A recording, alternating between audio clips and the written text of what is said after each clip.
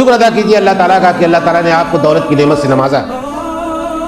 شکر کیجیے اللہ تعالیٰ کا کہ اس نے آپ کو تنگی سے بچایا. حکم ہو جائے گا اللہ تعالیٰ کی طرف سے پکڑ لو اس آدمی کو اور 70 گز کی زنجیروں میں اسے جکڑ دو اور جکڑنے کے بعد اسے جہنم میں پڑو. ان الحمد للہ نحمده ونستعینه ونستغفره ونؤمن به ونتوکل علیہ ونعوذ باللہ من شرور انفسنا ومن سیئات اعمالنا من يهده الله فلا مضل له ومن يضلل فلا هادي له واشهد ان لا اله الا الله وحده لا شريك له واشهد ان محمدا عبده ورسوله. اما بعد فان خير الحديث كتاب الله وخير الهدي هدي محمد صلى الله عليه وسلم وشر الامور محدثاتها وكل محدثة بدعة وكل بدعة ضلالة وكل ضلالة في النار. واعوذ بالله السميع العليم من الشيطان الرجيم. بسم الله الرحمن الرحيم. فأما من أوتي كتابه بيمينه فيقول هاؤم اقرءوا كتابيه إني ظننت أني ملاق حسابيه فهو في عيشة راضية في جنة عالية قطوفها دانية کلوا واشربوا ہنیئا بما اسلفتم فی الایام الخالیہ. محترم حضرات، دینی اور ملی بھائیوں، قرآن مجید اللہ تعالیٰ کی وہ کتاب ہے جس کی نظیر اور مثال دنیا میں دوسری نہیں پیش کی جا سکتی. جس طرح سے اللہ تعالیٰ بے مثل ہے اسی طرح سے اس کا کلام بے مثل ہے. قرآن مجید کی سب سے اہم خصوصیت یہ ہے کہ آپ ایک رکوع کا مطالعہ کر جائیں، ترجمے کے ساتھ پڑھ جائیں تو آپ یہ دیکھیں گے کہ ایک ہی رکوع کی مختلف آیتوں میں کسی آیت میں عقیدے کا ذکر ہے، دوسری آیت میں عبادت کا ذکر ہے، تیسری آیت میں اللہ تعالیٰ نے اپنا کوئی قانون بیان کیا ہے، ایک آیت میں اللہ تعالیٰ نے کوئی ذمہ داری یاد دلائی ہے، کسی انسان کا حق بتایا ہے. پورے قرآن مجید میں یہ سارے مضامین رکوع برکوع چلتے رہتے ہیں. انسان کتاب لکھتا ہے، ہم لوگ کسی ٹاپک پر گفتگو کرتے ہیں تو مثال کے طور پر اگر پڑوسی کے حقوق پر کتاب لکھی جا رہی ہے تو پھر اس میں دوسرے مسائل یا دوسرے احکام و قوانین یا دوسری باتیں نہیں آتی ہیں، صرف پڑوسیوں کے حقوق بیان کیے جاتے ہیں.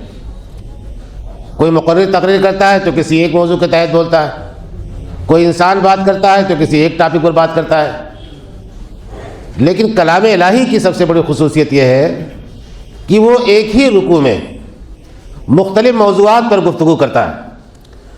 اس کی وجہ کیا ہے؟ کبھی آپ نے غور کیا؟ اس کی سب سے بڑی وجہ یہ ہے کہ انسان کی زندگی اعتدال اور توازن پر چلتی رہے، یک طرفہ نہ ہو جائے، کسی ایک طرف اس کا میلان نہ ہو جائے. صبح سے شام تک ایک انسان ایک وقت وہ اپنے بچوں کے ساتھ گزارتا ہے، دوسرا وقت اس کا مسجد میں گزرتا ہے، تیسرا وقت اس کا اپنے کارخانے میں یا دکان میں گزرتا ہے، ایک وقت اس کا اپنے ساتھیوں کے ساتھ دوستوں کے ساتھ گزرتا ہے، ایک وقت اس کا کاروباری ساتھیوں کے ساتھ اس کا ملنا جلنا ہوتا ہے. تو 24 گھنٹے کی اس کی پوری زندگی اس طرح سے گردش میں رہتی ہے کہ اسے مختلف قسم کے مسائل کا سامنا کرنا پڑتا ہے، اور مسائل ہی زندگی ہی مسائل کا نام. اب قرآن مجید کی روشنی میں اگر ہم اپنی زندگی گزارتے ہیں تو ہمیں اپنی 24 گھنٹے کی زندگی کے لیے قرآن مجید سے پوری روشنی ملے گی. لیکن اگر آپ نے قرآن مجید کو پڑھنا چھوڑ دیا، اس کی تلاوت چھوڑ دی، اس پر غور و فکر کرنا چھوڑ دیا تو کسی ایک طرف زندگی آپ کی سمٹ کر کے رہ جائے گی اور زندگی کے سارے دوسرے مسائل پیچھے چھوٹ جائیں گے. ہم لوگ دینی مدرسے کے پڑھے ہوئے ہیں، جانتے ہیں قرآن مجید کی جو ترتیب ہے آیات کی، سورتوں کی، اس ترتیب کا کوئی جواب نہیں. محدثین رحمۃ اللہ نے کتابیں لکھی، کتاب الطہارت. اب اس چیپٹر میں صرف طہارت کے مسائل بیان کیے جائیں گے. کتاب الصلاۃ، نماز کے مسائل بیان کیے جائیں گے. کتاب الزکوٰۃ، زکوٰۃ کے مسائل بیان کیے جائیں گے. اب اگر طالب علم پڑھتے پڑھتے پورا سال گزر جائے اور آخری ابواب تک نہ پہنچے تو اس کا علم ناقص رہ جاتا ہے. ہم لوگوں کا یہ تجربہ ہے. لیکن اگر قرآن مجید اس نے صرف ایک پارہ پڑھ لیا ہے کسی استاد سے تو اسلام کے بہت سارے قوانین اس کے سامنے آ جاتے ہیں. یہ فرق ہے اللہ تعالیٰ کی کتاب میں اور انسانوں کی مرتب کی ہوئی کتابوں میں اور اس کی کیا نام ہے ترتیب دی ہوئی کتابوں میں یا مقررین کی تقریروں میں۔ قرآن مجید کی جن آیات کی میں نے تلاوت کی ہے ان کا تعلق سورہ الحاقہ سے ہے۔ ان آیات میں اللہ تعالیٰ نے میدان حشر کا ایک منظر پیش کیا ہے۔ منظر نگاری آپ جانتے ہیں زبان و ادب کا بڑا شاندار پہلو ہے۔ کوئی بات سمجھانے کے لیے سین دکھایا جاتا ہے، اس سین میں ساری چیزوں کو فٹ کیا جاتا ہے تب کوئی بات سمجھ میں آتی ہے۔ تو یہی منظر اللہ تعالیٰ نے پیش کیا ہے ان آیات میں کہ میدان حشر ہے، اللہ تعالیٰ کرسی عدالت پر جلوہ افروز ہے، دنیا کے سارے انسان سب بستہ کھڑے ہیں، سب کے نام اعمال تقسیم کیے جا رہے ہیں۔ کسی کا نام اعمال اس کے دائیں ہاتھ میں دیا جا رہا ہے، کسی کا نام اعمال اس کے بائیں ہاتھ میں دیا جا رہا ہے۔ اس وقت دائیں ہاتھ پر نام اعمال پانے والوں کا تاثر کیا ہوگا، اور جو لوگ اپنے بائیں ہاتھ میں اپنے نام اعمال پا رہے ہوں گے ان کے احساسات کیا ہوں گے۔ ان دونوں طرح کے لوگوں کے احساسات اور ان کے جذبات کی ترجمانی اللہ تعالیٰ نے ان آیات میں فرمائی۔ فرمایا فَأَمَّا مَنْ أُوتِيَ كِتَابَهُ بِيَمِينِهِ، جس شخص کو اس کا نام اعمال اس کے دائیں ہاتھ میں دیا جائے گا وہ بھاگ بھاگ کر کے لوگوں سے دکھائے گا، کہے گا کہ ہاؤ مقرؤ کتابیہ، دیکھو دیکھو میرا نام اعمال پڑھو، کتنا شاندار ہے، میں نے زندگی میں جو کچھ کیا تھا اچھے اعمال وہ سارا اس کے اندر ریکارڈ پہ موجود ہے۔ ہاؤ مقرؤ کتابیہ انی ظننت انی ملاق حسابیہ، مجھے یقین تھا کہ مجھے اسی طرح کا نام اعمال دیا جائے گا۔ ایک بندے مومن دنیا میں زندگی گزارتے ہوئے بہت سارے ایسے کام کرتا ہے کہ جہاں اس کا دل یہ کہتا ہے کہ میں نے یہ کام اللہ کی رضا کے لیے کیا ہے، اور وہیں سے اس کو صبر آتا ہے۔ اسے کئی مثالوں کے ذریعے سمجھایا جا سکتا ہے آپ کو۔ مثال کے طور پر کسی نے آپ کے ساتھ کوئی زیادتی کی، آپ اس زیادتی کا بدلہ لے سکتے تھے، لیکن بدلے کے اثرات دور تک جاتے ہیں۔ یہ سوچ کر کے آپ نے بدلہ لینے سے پرہیز کیا، دور ہٹ گئے، صبر کر کے کہ مجھے اس کا آج دنیا میں نہیں آخرت میں چاہیے۔ یہ ہے وہ یقین جس یقین کی بات یہاں کہی جا رہی ہے کہ بندے مومن نام اعمال اپنے دائیں ہاتھ میں پاتے ہوئے کہے گا کہ انی ظننت انی ملاق حسابیہ، مجھے یقین تھا کہ مجھے اسی طرح کا نام اعمال ملے گا، میرے دائیں ہاتھ میں میرا نام اعمال دیا جائے گا۔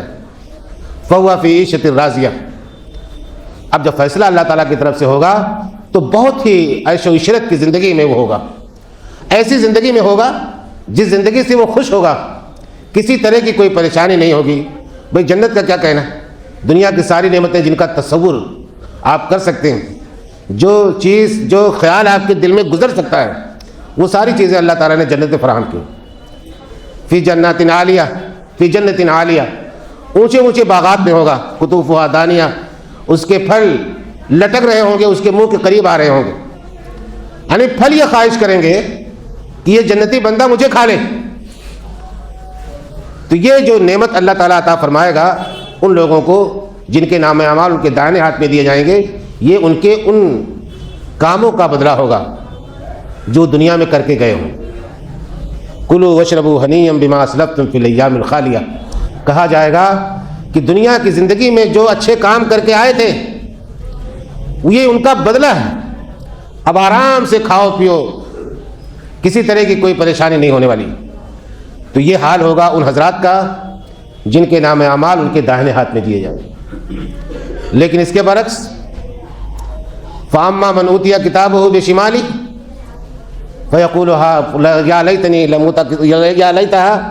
أُوتَ كِتَابِيَهْ،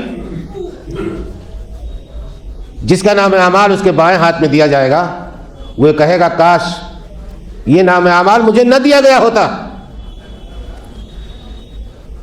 نام اعمال بائیں ہاتھ میں دینے کا مطلب یہ ہے کہ آپ کے کارنامے سیاہ ہیں، آپ کا انجام برا ہونے والا ہے، آدمی خود یہ چیز سمجھ لے گا۔ یا لیتہا کانت القاضیہ، کہے گا کاش زندگی میں دنیا میں جو موت آئی تھی وہ موت فیصلہ کن ہوتی، وہیں سے ہمارا انجام ختم ہو چکا ہوتا، لیکن وہ تو اس بڑے انجام کا آغاز تھا۔ موت زندگی کے خاتمے کا نام نہیں ہے، موت ایک مرحلے سے دوسرے مرحلے میں داخل ہونے کا نام۔ یہ بندہ کہے گا کہ زندگی میں جب موت آئی تھی کاش وہیں سے ہمارا انجام ختم ہو چکا ہوتا، یہ آج منظر کیا دیکھنا پڑ رہا ہے. ما اغنا انی مالیہ، میرا مال میرے کسی کام نہیں آیا جس مال سے میں سارے کام کر لیتا تھا. کسی کو جھکا لیتا تھا، کسی کو دبا لیتا تھا، کسی کو پیسے دے کر کے راضی کر لیتا تھا غلط کام کے لیے. لیکن یہاں وہ میرا مال کسی کام نہیں آیا. میرے دنیا میں مال چھوڑ گیا پیچھے.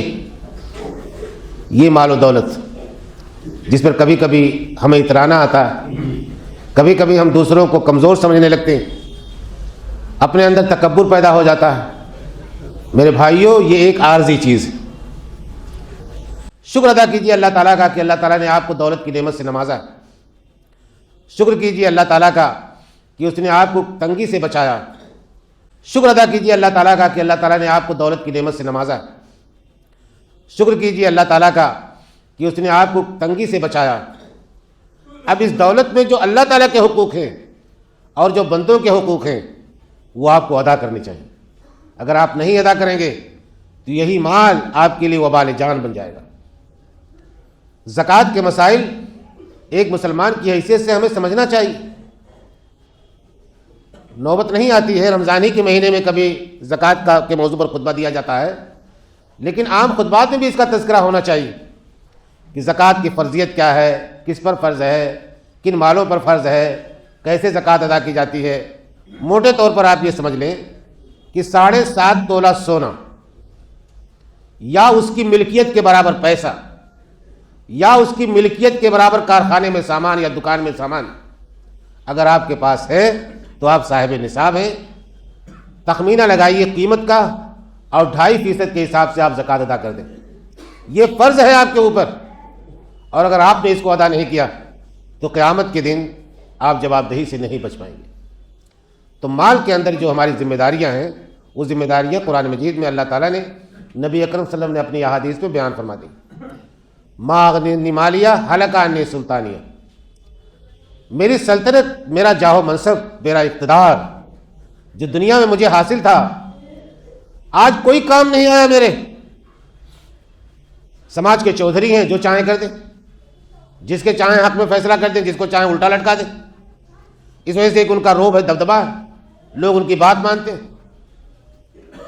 یاد رکھیے، سماج میں اگر سماج نے آپ کو کوئی مقام دیا ہے تو آپ ڈریے اللہ تعالیٰ سے کہ آپ کی زبان سے، آپ کے ہاتھوں سے کوئی ایسا کام نہ ہو جائے کہ کسی مظلوم کے دل سے بد دعا نکلتی رہے، آپ کی زندگی تباہ ہو جائے. لوگ کرسی کے لیے، منصب کے لیے بھاگے پھرتے.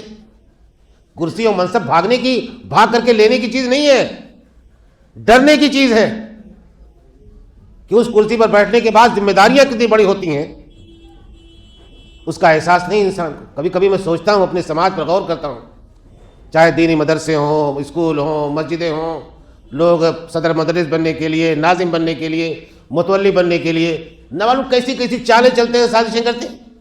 ڈرتے کیوں نہیں اللہ تعالیٰ سے؟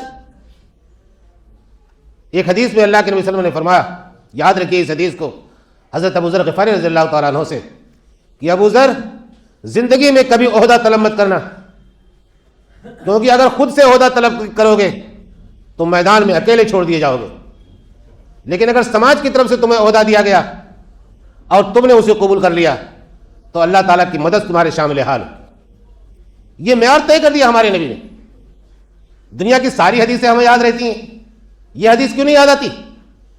اس حدیث کی کیا اہمیت کم ہے؟ لیکن وہی جو بات میں نے آپ سے بتائی کہ ہمارے دینی فکر میں، دینی رویے میں یا اعمال میں اعتدال نہیں ہے. ہم کسی ایک طرف جھک گئے، ایک طرف کی باتیں ہمیں بتائی گئیں، پورے اسلام کو کبھی ہمیں سمجھایا نہیں گیا. نتیجہ یہ ہے کہ آج ہماری زندگی بے اعتدالی کا شکار ہے. اس بے اعتدالی سے بچنے کے لیے قرآن مجید کی طرف توجہ ضروری ہے. جیسا کہ میں نے بتایا، اس کے ایک رکوع میں آپ کو زندگی کے سارے پہلو نظر آئیں گے اور بار بار دہرائے جائیں گے یاد دہانی کے طور پر. اس لیے قرآن مجید سے اپنا رشتہ اور تعلق مضبوط کیجیے، جوڑیے. اگر آپ نہیں جوڑیں گے تو آپ کی زندگی اسی طرح سے بے اعتدالی کا شکار رہے گی. ما اغنی عنی مالیہ ہلک عنی سلطانیہ خذوہ فغلوہ ثم الجحیم صلوہ ثم فی سلسلۃ ذرعہا 70 ذراعا فاسلکوہ. حکم ہو جائے گا اللہ تعالیٰ کی طرف سے پکڑ لو اس آدمی کو اور 70 گز کی زنجیروں میں اسے جکڑ دو اور جکڑنے کے بعد اسے جہنم میں پھینک دو. یہ اللہ تعالیٰ کی طرف سے حکم ہوگا. میدان حشر سے فرشتے گھسیٹ کر کے اس کو جہنم میں لے کر کے ڈال دیں. جرم کیا تھا اس کا؟ 2 جرم کی نشاندہی اللہ تعالیٰ نے ان آیات میں کی. انہ کان لا یؤمن باللہ العظیم، یہ بندہ اللہ تعالیٰ پر ایمان نہیں رکھتا تھا. یہ بندہ اللہ تعالیٰ کو مانتا نہیں تھا، منکر خدا تھا، دہریہ تھا. آج تو دہریہ بننا فیشن بن گیا ہے. ارے میں کسی اللہ کو نہیں مانتا، سب مذہب ایک جیسے ہیں، اور سب مذہب پر چلنے والے کا نام ہے بے اعتدالی کا شکار ہوتے ہیں. لینن نے کبھی کہا تھا کہ مذہب تو ایک افیم کا نام دیوانگی پیدا کر دیتا ہے. اگر اللہ تعالیٰ نہیں ہے اس دنیا میں تو تم کہاں سے آ گئے؟ زمین پھٹی تھی کہیں سے باہر نکل آئے؟ تو اس دنیا کی حقیقت پر، اپنے وجود کی حقیقت پر، کائنات کے مظاہر پر جب بھی کوئی شخص غور کرے گا تو اللہ تعالیٰ کا وہ انکار نہیں کر سکتا. لیکن اندھے بہرے بن جاتے ہیں وہ لوگ جو غور نہیں کرتے. افلا یتدبرون القرآن ام علی قلوب اقفالها، اللہ نے فرمایا کہ لوگ قرآن مجید پر غور کیوں نہیں کرتے؟ کیا ان کے دلوں پر تالے پڑے ہوئے ہیں؟ قرآن مجید ہم مسلمانوں کی کتاب تھی، یعنی ہماری ذمہ داری زیادہ تھی. لیکن ہم میں سے کوئی شخص آج کوئی آیت پڑھ کر کے کیوں نہیں خوش ہوتا کہ آج مجھے ایک نئی چیز مل گئی؟ آپ پڑھیے کتاب قرآن، بائبل اور سائنس، ایک یہودی کی لکھی ہوئی کتاب جو سائنٹسٹ تھے اور مسلمان ہوئے.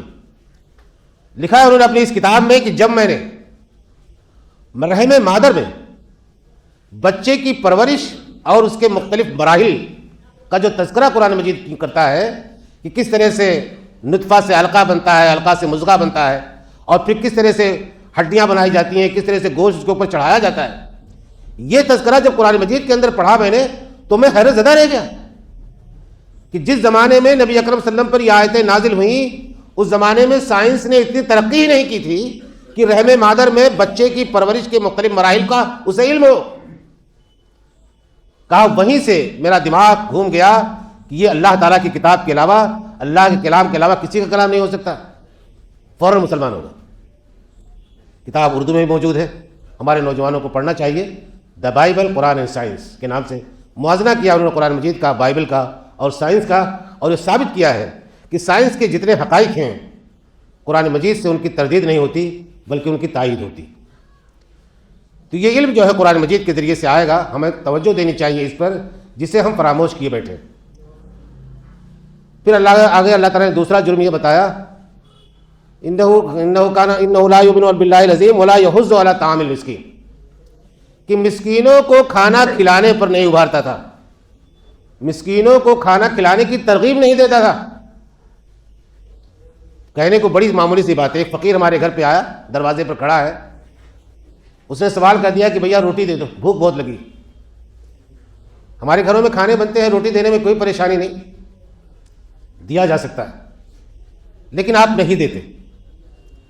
یہ اسلام نے تعلیم نہیں دی ہمیں، بلکہ اسلام کی تعلیم یہ ہے کہ بھوکوں کھانا کھلایا جائے. ایک یہودی عالم جو بعد میں مسلمان ہوئے، حضرت عبداللہ بن سلام رضی اللہ تعالیٰ عنہ، آج بنی اسرائیل کی جو نسلیں پائی جاتی ہیں، مسلمان نسلیں، لوگ یہ کہتے ہیں ان نسلوں کے لوگ کہ ہم عبداللہ بن سلام رضی اللہ تعالیٰ عنہ کی نسل سے. تو خیر، عبداللہ بن سلام رضی اللہ تعالیٰ عنہ فرماتے ہیں کہ جب مدینے میں اللہ کے نبی صلی اللہ علیہ وسلم کے آنے کی خبر مجھے ہوئی تو میں دیکھنے کے لیے پہنچا کہ جو نیا نبی آیا ہے وہ آخر کہتا کیسا ہے، دکھتا کیسا ہے. ان کا اپنا مشاہدہ یہ ہے کہ پہلی نظر جب میری پڑی آپ کے چہرے مبارک پر تو دل نے کہا کہ یہ چہرہ کسی جھوٹے انسان کا نہیں ہو سکتا، یہ چہرہ کسی جھوٹے انسان کا نہیں ہو سکتا. اور دوسری بات انہوں نے بتائی کہ میرے کانوں نے آپ کی زبان مبارک سے نکلنے والے جو پہلے کلمات سنے وہ کلمات یہ تھے، افشوا السلام وآتموا الطعام وصلوا باللیل والناس نیام، کہ لوگوں سلام کو عام کرو، اس سے محبت پھیلے گی. وآتموا الطعام، دوسروں کو کھانا کھلاؤ. وصلوا باللیل، اور راتوں کو نماز پڑھو. جب سارے لوگ سو رہے، یعنی تہجد کی نماز پڑھا کر۔ یہ 3 باتیں اللہ کے نبی صلی اللہ علیہ وسلم کی زبان مبارک سے حضرت عبداللہ بن سلام رضی اللہ تعالیٰ عنہ کہتے ہیں کہ میں نے پہلی بار سنی۔ نبی ابھی مدینے میں تشریف لائے، آپ لوگوں کو کچھ باتیں بتا رہے ہیں، ان باتوں میں ایک بات یہ بھی ہے کہ واطعموا الطعام، کھانا کھلاؤ، غربا اور مساکین کی مدد کرنا، معذوروں کی مدد کرنا، جو آفت زدہ لوگ ہیں دنیا میں ان کا سہارا بننا، یہ ہماری ذمہ داری ہے، مسلمانوں کی ذمہ داری۔ میں ایک روز کچھ لوگوں سے بات کر رہا تھا کہ گاؤں دیہات کے بہت سے علاقوں میں سردی کا موسم ہے، لوگوں کے پاس پہننے کے لیے کپڑے تک نہیں ہیں، سویٹر اور کوٹ تو جانے دیجیے۔ شہروں میں آج ہمارے پاس ہر گھر میں الحمدللہ آج تو کپڑے ایسے بنائے جاتے ہیں کہ پھٹتے نہیں۔ میرے بچپن میں کپڑے پھٹ جایا کرتے تھے، اب تو کپڑے پھٹتے ہی نہیں، رنگ اتر جاتا ہے یا پہنتے پہنتے آدمی عاجز آتا ہے، اتار کے رکھ دیتا ہے۔ ایسا کوئی NGO بنے، کچھ ہمارے نوجوان تیار ہوں جو گھروں سے کونوں میں ڈالے ہوئے کپڑے اکٹھا کر کے ٹرکوں پر لاد کر غریب علاقوں میں پہنچا دیں۔ یہ بھی ایک بڑا کام جو کیا جا سکتا ہے، لیکن ہم نہیں کرتے۔ شہروں میں آنے والے فقیر تو کپڑے لیتے ہی نہیں، میں نے تجربہ کر کے دیکھ لیا کہ مجھے کپڑے نہیں چاہیے کیونکہ ان کے پاس کپڑے بہت ہیں، لیکن دور دراز کے علاقوں میں یہ صورتحال نہیں۔ تو اللہ تعالیٰ نے یہاں جو جرم بتایا وہ جرم یہ کہ اللہ عظیم پر یہ ایمان نہیں رکھتا تھا اور غربا مساکین کو کھانے کی نہ ترغیب دیتا تھا نہ خود کھلاتا تھا۔ نتیجہ کیا ہوگا؟ فَلَيْسَ لَهُ الْيَوْمَ هَاهُنَا حَمِيمٌ وَلَا طَعَامٌ إِلَّا مِنْ غِسْلِينٍ لَا يَأْكُلُهُ إِلَّا الْخَاطِئُونَ۔ اللہ تعالیٰ فرمائے گا کہ آج اس کا کوئی دوست نہیں ہوگا، اکیلا چھوڑ دیا گیا یہ، اور اسے کھانے کے لیے کیا دیا جائے گا؟ غسلین۔ عربی زبان میں غسلین کہتے ہیں زخم سے جو پانی رستا ہے، جو پیپ بہتا ہے، اس پانی اور پیپ کو غسلین کہا جاتا ہے۔ یہ ایسے آدمی کو کھانا دیا جائے گا کھانے کے طور پر۔ آپ اندازہ کر سکتے ہیں کہ کیا وہ چیز کھانے کی ہے یا کھا کر کے وہ آدمی اسے ہضم کر سکتا ہے؟ تو اللہ تعالیٰ نے فرمایا لا یاکلہ الا الخاطئون، اسے صرف خطا کار لوگ، گنہگار لوگ، جہنمی لوگ جو دنیا میں برے اعمال کر کے آئے تھے، یہ ان کا کھانا ہوگا۔ تو ایک منظر جو اللہ تعالیٰ نے آخرت کا پیش کیا ہے، یہ آخرت ہمیشہ یاد رکھنے کی چیز، یہ وہ خدائی پہرے دار ہے جو چوکیداری کرتا ہے ہمارے ہر عمل کی، نگرانی کرتا ہے۔ اگر آخرت کا عقیدہ مضبوط ہے تو انسان بہت سے گناہوں سے اپنے آپ کو بچا لیتا ہے۔ جس وقت ہم گناہ کر رہے ہوتے ہیں اس وقت ہمارا عقیدہ آخرت کمزور ہو چکا ہوتا ہے۔ اگر یہ عقیدہ آخرت ہمارا کمزور نہ ہو تو ہم بہت سے گناہوں سے اپنے آپ کو بچا سکتے ہیں۔ میری درخواست یہ ہے آپ حضرات سے کہ وقت نکال کر کے قرآن مجید کا ترجمہ ضرور پڑھیں۔